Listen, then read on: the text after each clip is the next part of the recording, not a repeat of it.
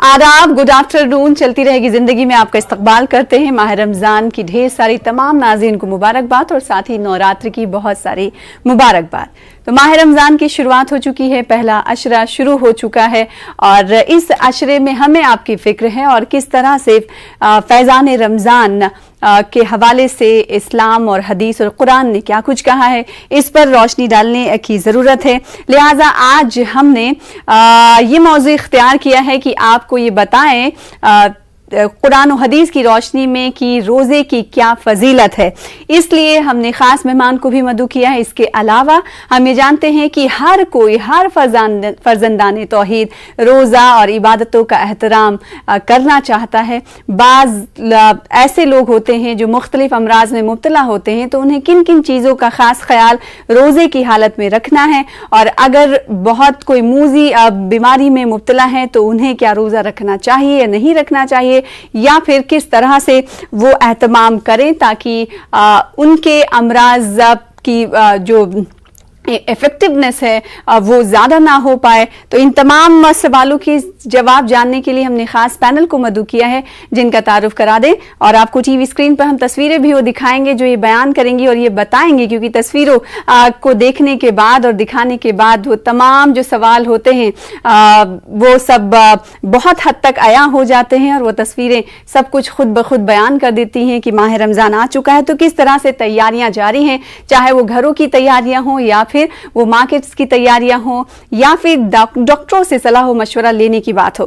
तो दो खास पैनल हमारे साथ मौजूद है, जिनका तारुफ करा दे। डॉक्टर मोहसिन वली साहब सीनियर कंसल्टेंट हैं मेडिसिन के, आपका इस्तकबाल करते हैं चलती रहेगी जिंदगी का हिस्सा बनने के लिए। और साथ ही साथ एक और खास मेहमान मुफ्ती मंजूर ज़ियाई साहब को आप देख पा रहे हैं, इस्लामिक स्कॉलर हैं। आपका भी बहुत शुक्रिया और इस्तकबाल न्यूज़ 18 उर्दू के इस खास शो का हिस्सा बनने के लिए। सबसे पहले आप दोनों को माह रमज़ान की ढेर सारी मुबारकबाद। अल्लाह ताला हमारी तमाम इबादतों को कबूल करे और ज़्यादा से ज़्यादा इबादत करने की हमें तौफीक अता फरमाए। सबसे पहले मुफ्ती मंजूर ज़ियाई साहब, मैं आपके पास आना चाहूँगी इस सवाल के साथ कि कुरान और हदीस की रोशनी में रोज़े की फजीलत क्या है, इस पर आप रोशनी डालें। अस्सलाम वालेकुम रहमतुल्लाहि व बरकातहू। आपके तमाम नाजरीन और आपके तमाम नाजरीन को और आपके तमाम व्यूअर को मेरी तरफ से रमज़ान मुबारक की पुरखुलूस मुबारकबाद।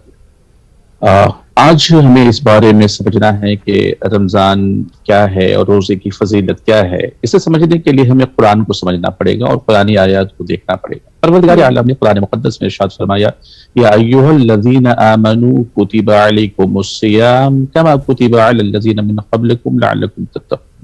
ये परवरदिगार का फरमान है कि ए लोगो, ए ईमान वालों, तुम पर रोजा फर्ज किया गया है इससे पहले कि तुमसे पहले के लोगों पर भी रोजा फर्ज किया गया था, ताकि तुम्हारे अंदर में तकवा और परहेजगारी आ सके, तुम्हारे अंदर में बुर्दबारी आ सके, तुम्हारे अंदर में अल्लाह का खौफ और खुशियत भी आ सके और अल्लाह की खुशनुदी भी तुम्हें मिल सके। ये रमजान का मुबारक महीना परवरदिगार आलम ने 2 हिजरी में 10 शाबान और मुअज़्ज़म को अल्लाह तबारक व तआला ने रोजे की फर्जियत को वाक़िअ फरमाया और रसूलुल्लाह सल्लल्लाहु अलैहि वसल्लम के उम्मत के लिए 30 दिन के रोजे उसी दिन फर्ज किए गए जो 2 हिजरी थी। नबी अकरम सल्लल्लाहु अलैहि वसल्लम की उम्मत से पहले की उम्मत के ऊपर भी रोजे फर्ज थे। पहले की उम्मतों पर 2, 4, 6, 8 और 10 रोजे हुआ करते थे, लेकिन खुशनसीबी हम सब की है कि परवरदिगार आलम ने रसूलुल्लाह सल्लल्लाहु अलैहि वसल्लम की उम्मत को ये पूरे 1 माह के रोजे रखने की तौफीक बख्शी। हम इस पर शुक्रगुजार हैं परवरदिगार आलम का और नबी पाक सल्लल्लाहु अलैहि वसल्लम का, जिनके तवस्सुल से हम सबको माह रमजान मिला। और ये माह रमजान हमारे गुनाहों को जलाने वाला, हमारी तकलीफों को दूर करने वाला, अल्लाह से करीब करने वाला और खशियत इलाही के साथ साथ रसूलुल्लाह सल्लल्लाहु अलैहि वसल्लम की मोहब्बतों में रह करके अपने जिस्म के ऊपर, अपने नफ्स के ऊपर में कंट्रोल करके अल्लाह की रज़ा और खुशनुदी हासिल करने का महीना हम सबको नसीब हुआ है। और उम्मीद है कि इंशाअल्लाह तबारक व तआला इसमें हम वो सारी बातें रखने की कोशिश करेंगे जिससे कि अल्लाह की रज़ा हम सबको हासिल हो जाए। बेशक बजा फरमाया। मुफ्ती मोहसिन वली साहब का रुख करेंगे। जैसा कि मुफ्ती मंजूर ज़ियाई साहब ने इस पर रोशनी डाली कि पहले किस तरह से उम्मत पर कितने रोज़े फ़र्ज हुआ करते थे, फिर उसके बाद हुज़ूर सल्लल्लाहु अलैहि वसल्लम के तवस्सुत से हमें 30 दिनों के लिए रोज़े का हम पर नुज़ूल हुआ और इसके लिए जितना भी शुक्रिया अदा किया जाए वो कम है। और अब सवाल ये उठता है कि हर फर्जंदान तौहीद की ख्वाहिश होती है कि वो 30 महीने इस मुबारक दिन में पूरे 30 दिनों के रोजे रखे, लेकिन मुख्तलिफ अमराज में मुब्तला होते हैं, खासकर अगर डायबिटिक पेशेंट की हम बात कर लें या फिर हाइपरटेंशन की बात कर लें। इसके अलावा एक मर्ज और होता है जिस अब में दवाएं खाने की ज़रूरत होती है, इंसुलिन जो लोग लेते हैं, डायबिटिक की मैंने बात की। इसके अलावा थायराइड्स होते हैं। तो ऐसे मरीजों को क्या कुछ ख्याल उन्हें रखना चाहिए ताकि वो रोज़ा भी रख सकें और इबादत भी कर सकें और उनका ध्यान भी पूरा हो जाए? देखिए, डायबिटीज की जहां तक बात है, वो रोजा उसके लिए बेहतरीन सोल्यूशन है, न कि रुकावट है। डायबिटीज में हम जो कैलोरीज ज्यादा लेते हैं उसका इजाला रोजे में है। रोजे के जरिए हम अपनी कैलोरीज को कम करते हैं, हम कंट्रोल करते हैं, उस पर डिसिप्लिन लाते हैं और हम खुदा के हुक्म से उतना ही खाते हैं जितना खाना चाहिए और उतने वक्त खाते हैं जितने वक्त खाना चाहिए। तो एक निज़ाम है कंट्रोल का जो डायबिटीज के कंट्रोल करने में बहुत अच्छा होता है। इसमें एक हेल्प होती है जो हम बताते हैं खास तौर से कि आप सहरी के बाद कोई डायबिटीज की दवा अगर नहीं लेंगे तो आपको पूरे दिन शुगर लो नहीं होगी। तो उसमें जो दूसरा खतरा होता है वो हाइपोग्लाइसीमिया का खतरा होता है। लोग कहते हैं साहब हम दवाई ले रहे हैं, हम कैसे रोजा रख के हमारा शुगर कम हो जाए। तो आप डायबिटीज का दवाई इफ्तार के बाद जो खाना खाते हैं उसमें लीजिए और सुबह के खाने के बाद, सहरी के खाने के बाद दवा मत लीजिए और अपनी शुगर को खुद से नॉर्मल होने दीजिए। बॉडी में थोड़ा बहुत इंसुलिन रहता है। इसी तरह ब्लड प्रेशर के जो लोग हैं उनकी दवाइयां बहुत अच्छे से रेगुलेट हो जाती हैं। जो 2 बार खाते हैं सहरी इफ्तार में खा सकते हैं, बहुत आसानी से डिवाइड कर सकते हैं। जो 1 बार खाती हैं इफ्तारी के बाद खा सकते हैं। इसमें कोई वो नहीं है। थायराइड में भी यही है कि जब आप खाली पेट होते हैं तो दवाई खानी चाहिए। तो आप इफ्तार के बाद फौरन दवाई खा के खाना खा लीजिए, आधे घंटे के बाद, कोई प्रॉब्लम ही नहीं है। रोजा जो है वो सोल्यूशन है, रोजा ढाल है, रोजा बहुत सी बीमारियों से हिफाजत है, रोजा क्लिनजिंग है, क्लिनजिंग सफाई है।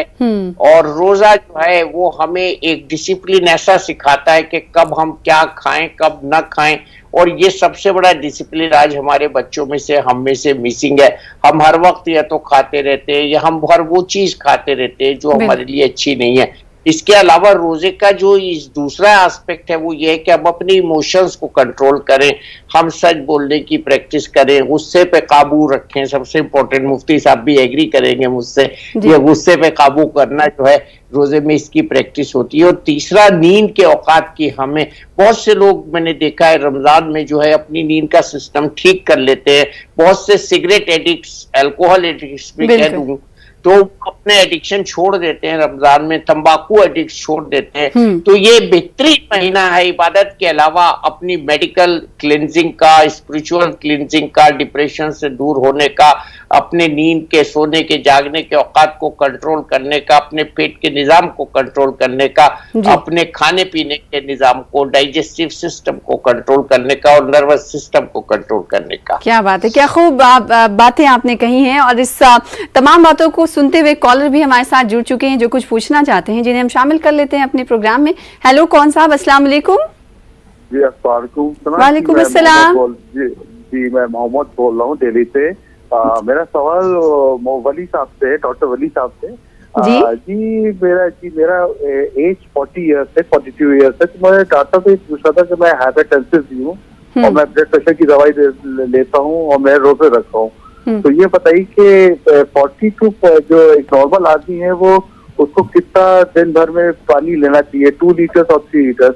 अगर इस सवाल की आप वजाहत कर सके तो आपकी बहुत बहुत मेहरबानी होगी। बहुत बहुत शुक्रिया। अस्सलाम वालेकुम। बहुत बहुत शुक्रिया। वालेकुम अस्सलाम। मोहसिन वली साहब। जी सना, थोड़ा आप हेल्प करिए इनकी बात। इन्होंने कहा कि ये हाइपोटेंशन की प्रॉब्लम है, ये दवाएं लेते हैं, रोजे भी रखते हैं, 42 साल की इनकी उम्र है, पानी ये पीते हैं रोजाना, लेकिन रोजे की हालत में इन्हें कितनी मिकदार में पानी पीना चाहिए, इस हवाले से उन्होंने सवाल किया।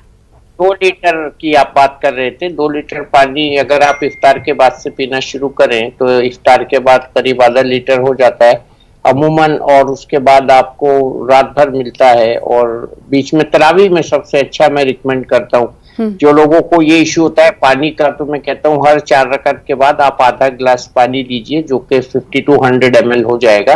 अगर 100 ml को आप 5 बार लेंगे तो आधा लीटर ये हो गया। आधा लीटर आप इफ्तार के बाद ले लीजिए और आधा बीच में ले लीजिए और आधा उसके बाद ले लीजिए, 2 लीटर आपका ये हो गया। तो इसलिए पानी का डिहाइड्रेशन रमजान में नहीं होता। एक मैं और बात बता दूं, हम अगर सुबह से हमने पानी नहीं पिया है तो बॉडी में ऐसा हार्मोन मौजूद होता है जो पानी है उसको कंजर्व करता है। तो ये एक्सक्यूज बिल्कुल नहीं है कि हम पानी नहीं पी रहे तो इसलिए डिहाइड्रेशन हो जाएगा। तो ऐसी एक्सक्यूजेज नहीं चलेंगी। और अगर किसी के जहन में सवाल है तो ये सवाल उम्मीद करते हैं कि वही प्रोग्राम देख रहे होंगे तो उनको जवाब मिल गया होगा। मुफ्ती साहब का रुख कर लेते हैं। मुफ्ती साहब, कुछ देर पहले वली साहब ने एक बहुत अच्छी बात कही। उन्होंने कहा कि क्लींजिंग हो जाती है, ये क्लींजिंग का जरिया है रमजान। तो कुरान और हदीस की रोशनी में इसे आप कैसे बयान करेंगे? नबी करीम सल्लल्लाहु अलैहि वसल्लम ने रमजान मुबारक को इस तरीके से बयां फरमाया है और अपनी उम्मत के लिए ये एक बहुत ही खूबसूरत चीज दी है। वो साइंटिफिक तरीके का जो अभी डॉक्टर साहब ने आपके सामने रखी है, मैं शरई उमूर से इसके सामने रखने की कोशिश करता हूं कि इंसान को हराम और हलाल की तमीज करने के लिए अल्लाह तबारक व तआला ने हुक्म दिया कि आपने हराम नहीं इस्तेमाल करना है, हलाल इस्तेमाल करना है। हत्तल इम्कान के रमजान मुबारक में तो वो हलाल चीजें भी आपको रोक दिया जाता है। तो ये इस बात की गमाजी करता है कि आपने हलाल और हराम की तमीज करने के लिए भी ये रमजान का मुबारक महीना आपको मिला है कि जो आप खाते हैं, जो आप पीते हैं, जो चीजें आप इस्तेमाल करते हैं, ये देखिए हराम है, इससे बचना है, ये हलाल है, इससे भी बच लेना है। हत्तल इम्कान अगर आपको हलाल से रोका जा रहा है तो आपको हराम की कितनी तमीज कर लेनी चाहिए कि अल्लाह के रसूल सल्लल्लाहु अलैहि वसल्लम ने हराम चीजों को इस तरीके से बना फरमा दिया है। आपकी जिंदगी में भी, आपके जिस्म में भी और आपके अंदर सुरायत करने वाली वो हराम चीज आपको नुकसान पहुंचाती है। और जब आप रमजान के मुबारक महीने में आते हैं वो सारी क्लीनिंग हो जाती है और वो सारा क्लीन हो जाता है। डॉक्टर साहब ने जिस तरीके से बातें सामने रखी कि नबी अकरम सल्लल्लाहु अलैहि वसल्लम ने हराम को हलाल को तमीज करके दुनिया के सामने रख दिया है कि आपके जिस्म के अंदर में वो रूह जो कल्ब है ना, उस कल्ब के अंदर में जो लिल्लाहियत बसती है, जो कल्ब के अंदर में अल्लाह उसके रसूल का खौफ और खशियत बसता है, उसके अंदर में अल्लाह तबारक व तआला जब आपके जिस्म में खाना नहीं होता है, जब आपके अंदर में ताकत नहीं होती है, वो रूह आपके जिस्मों को भी ताकत पहुंचाती है और आपके जहन को भी ताकत पहुंचाती है। क्योंकि परवरदिगार आलम के रसूल सल्लल्लाहु अलैहि वसल्लम ने इरशाद फरमाया, हजरत जाबिर की रिवायत है कि नबी करम सल्लल्लाहु अलैहि वसल्लम फरमाते हैं कि इस रमजान मुबारक में अल्लाह तबारक व तआला ने रोजेदारों को 5 खास चीजें अता फरमाई हैं जिसको हमें समझने की जरूरत है। कि पहला यह है कि जब रमजान की मुबारक रात आती है, अल्लाह तबारक व तआला अपने बंदों की तरफ नजर इल्तिफात फरमाता है। और नजर इल्तिफात उसे कहते हैं कि परवरदिगार आलम जिसकी तरफ नजर इल्तिफात एक बार फरमा ले, जिसको अपनी उस निगाह नजर इल्तिफात साथ देख ले, तो परवरदिगार आलम हमेशा हमेशा के लिए उसके ऊपर से अजाब को उठा लेता है और कभी भी उसको अजाब में मुब्तला नहीं फरमाएगा। हत्तल इम्कान के कयामत में भी और कयामत के बाद भी उसके ऊपर अजाब नाजिल नहीं होगा। ये खास है। दूसरा ये है कि शाम के वक्त में रमजान मुबारक में रोजेदार के मुंह से जो बू आती है, अल्लाह तबारक व तआला को वो मुश्क और अंबर से भी ज्यादा खुशबूदार दिखाई देती है। तो जिस्म के अंदर की आपकी खूबियां बाहर जब आती हैं, चाहे वो आपकी कमियां भी बाहर आ जाए, तो अल्लाह तबारक व तआला उसे पसंद फरमा लेता है। और रमजान की खुसूसियात में से तीसरी चीज जो अल्लाह के रसूल सल्लल्लाहु अलैहि वसल्लम ने इरशाद फरमाया कि तीसरा ये कि फरिश्ते दिन और रात उनके लिए बख्शिश की दुआएं करते हैं। अब ये समझे कि इंसान तो इंसान अपनी बख्शिश की दुआएं मांगता है, जिसके लिए फरिश्ते दुआएं मांगे तो इंशाअल्लाह तबारक व तआला हम सबके बेड़े पार हो जाएंगे, हमारे गुनाह भी कम हो जाएंगे और हमारे दिलों को सुकून भी मिलेगा। और चौथे के बारे में अल्लाह अज़्ज़ व जल ने अपने जन्नत को हुक्म देता है कि ए जन्नत तुम सज जाओ, संवर जाओ, ताकि जब ये मेरा भूखा प्यासा शख्स इस दुनिया की तकलीफों को बर्दाश्त करने के बाद, परेशानियों को झेलने के बाद जब तुम्हारी तरफ आएगा तो तुम उसके लिए सजी और संवरी रहना। तो नबी अकरम सल्लल्लाहु अलैहि वसल्लम ने ये सारी चीजें हम सबको अता करके रमजान की बरकतों को समझाया, रमजान की फजीलतों को समझाया, इंसानी जिस्म के अंदर तकलीफ होने वाली चीजों को और जिस्म के बाहर की तकलीफों को भी दुनिया के सामने बता दिया। ये फजीलत रमजान तुम लोगों को रूहानी तौर पर भी मजबूत करता है और तुम लोगों को जिस्मानी तौर पर भी महफूज फरमाता है। और पांचवी वो बात जो रमजान मुबारक के आखिरी रातों के बारे में इरशाद फरमाया है कि वो लैलतुल क़द्र की रात, इंशाअल्लाह हम लोग इस पर भी गुफ्तगू करेंगे। लेकिन इंपॉर्टेंट पहलू हमारे लिए ये है कि रमजान का मुक़द्दस महीना जिसे मिला है उसे चाहिए कि वह तक़वा और परहेजगारी के साथ अल्लाह की खुशनुदी हासिल करे, अल्लाह का कुर्ब हासिल करे, क्योंकि इससे बेहतर माह आपको अल्लाह के कुर्ब हासिल करने का और खूबसूरत महीना नहीं मिल सकता, क्योंकि इसमें आपकी नेकियां दुबाला कर दी जाती हैं, आपके काम कारहाय नुमाया जो है उसे तब्दील कर दिए जाते हैं, आपकी तमाम छोटी छोटी नेकियों को परवरदिगार आलम बड़ी नेकियों में तब्दील फरमा देता है। और ये रमजान का मुक़द्दस महीना हम सबके लिए नेमत रहमत और मगफिरत का लेकर के आता है, तो हमें चाहिए कि हम इससे इस्तिफादा हासिल करें। बेशक हमें इस्तिफादा हासिल करते रहने की ज़रूरत है। पूरे 30 दिन इबादत का नुज़ुल हर घरों में होता है। खास इस हवाले से कई और सवाल हैं जो मैं आपसे करूंगी मुफ्ती साहब, लेकिन एक कॉलर जुड़ चुके हैं जिन्हें शामिल कर लेते हैं अपने प्रोग्राम में। हेलो कौन साहब, अस्सलाम वालेकुम। अस्सलाम वालेकुम। कौन साहब, कैसे हैं आप? खैरियत से? उम्मीद है रोजे से होंगे। जी जी जी, क्या सवाल है आपका? मेरा सवाल है शुगर पेशेंट, आपकी आवाज ब्रेक हो रही, कट कट के आ रही है, जरा दोबारा बोलने की कोशिश करेंगे? जी मैं मेरी उम्र साल है, नहीं, आपकी आवाज सही तरीके से नहीं आ पा रही है क्योंकि हम समझ ही नहीं पा रहे हैं आप क्या कह रहे हैं। दोबारा आप हमें मिलाइए और आपके सवाल को जरूर अपने शो का हिस्सा हम बनाएंगे। डॉक्टर मोहसिन वली का रुख करेंगे। डॉक्टर मोहसिन वली साहब, जैसे कि मुफ्ती साहब कुरान और हदीस की रोशनी में रोजे की फजीलत को बयान कर रहे थे, अगर साइंटिफिक वे के तौर पर जानना चाहें तो साइंस क्या कुछ कहता है रोजे के हवाले से? साइंस में तो देखिए ये रिसर्च अभी जो बहुत ज्यादा आगे तक चली गई है। फास्टिंग जो है वो एंटी एजिंग होती है। फास्टिंग जो है सेलुलर रिपेयर के लिए जरूरी कंपोनेंट है। फास्टिंग इवन एंटी कैंसर होती है। तो जो फास्टिंग का एलिमेंट है वो एंटी कैंसर, एंटी एजिंग और एंटीऑक्सीडेंट का काम करता है बदन में। और इसके अलावा खाली रोजे में यही नहीं है, इमोशनल कंट्रोल है। और रोजे के महीने में मैं यहाँ भी इसको अभी चूंकि बात करना चाह रहा हूँ कि इस पे भी हमको बात करनी है कि हम किस तरह से अपने अखलाक को कंट्रोल करें, गुस्से को कंट्रोल करें और अपनी जो 24 घंटे की स्लीप के साथ अपनी जो ब्रेन का एक्टिविटी है उसको कंट्रोल करें। इसके अलावा फाइनेंसेस को भी कंट्रोल करना है। रोजा एक ऐसे महीना है जिसमें हम ज़कात निकालते हैं और अगर हमने ज़कात निकाल दी तो वर्ल्ड में कोई भी गरीब नहीं रहेगा। अगर हर आदमी अपने निसाब के हिसाब से ज़कात निकाले तो ये ऐसा फाइनेंस सिस्टम है इस्लाम का जो कोई भी गरीब नहीं रहेगा। तो इस सब के साथ हमको ये बहुत जरूरी है कि हम पूरे बदन की अपनी एक ट्रेनिंग करें और वो आगे आने वाले 11 महीनों के लिए है ट्रेनिंग, जैसे कि आपने शुरू में बताया था, और सिर्फ 1 महीने के लिए नहीं है। दूसरे, इससे किडनी को भी बहुत फायदा होता है, आइज को बहुत फायदा होता है। जब हम तिलावत करते हैं तो ENT सिस्टम को फायदा होता है, लंग्स की एक्सरसाइज होती है और इससे पूरा बदन का जो निजाम है, डाइजेस्टिव सिस्टम है, उसको फायदा होता है। तो इसके साथ साथ हमें रूहानी और जिस्मानी और मेडिकल सब के एतबार से और लॉन्गिटिविटी के एतबार से, साथ ही मेंटल पीस को भी ऐड कर लेते हैं। Mental peace, yes, mental peace में हमको ये होता है कि हमको अपने बिहेवियर पे और एंगर पे कंट्रोल करना आ जाता है। जी।